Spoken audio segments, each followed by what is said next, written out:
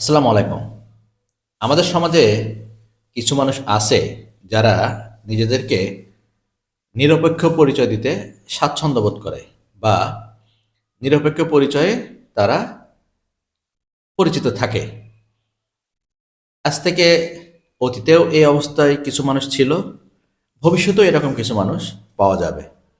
কিন্তু বর্তমান পরিপ্রেক্ষিতে এমন একটা অবস্থার সৃষ্টি হয়েছে যেখানে মানবিকতার কোনো ঠাঁই নাই।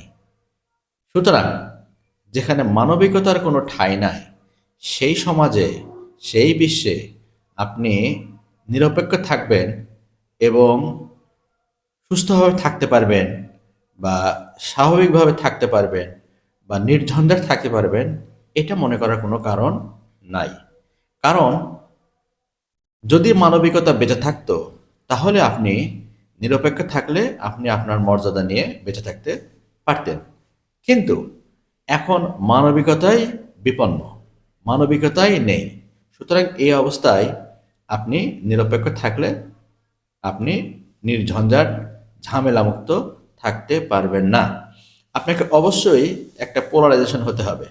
সে আপনি যেদিকেই যান, আপনার মন মানসিকতা বা আপনার চিন্তা ভাবনা যেদিকে নিয়ে যায়, আপনি সেই পথেই থাকবেন। একটা দিকে ফিক্সড থাকবেন, পোলারাইজেশন মানে একদিকে রাখবেন। সেটা হতে পারে আপনার রাজনৈতিক ক্ষেত্রে, সেটা হতে পারে আপনার সমাজে দলীয় বা গোত্রের কারণে, সেটা হতে পারে আপনার কর্মস্থলে পরিবেশের কারণে। যেদিকে হোক, নিউট্রাল থাকার কোনো সুযোগ এই বর্তমান সময়ে খুব কম। এবং যখন আপনি নিউট্রাল থাকবেন, তখন দেখবেন আপনার উপর ঝামেলায় বেশি আসবে এবং কোনো ঝামেলায় পড়লে আপনার পাশে কেউ দাঁড়াবে না। সুতরাং আপনি এই নিউট্রাল থাকার দৃষ্টিভঙ্গি থেকে বেরিয়ে এসে প্রকাশ্যে যে কোনো একটা পক্ষ নিয়ে আপনি থাকবেন।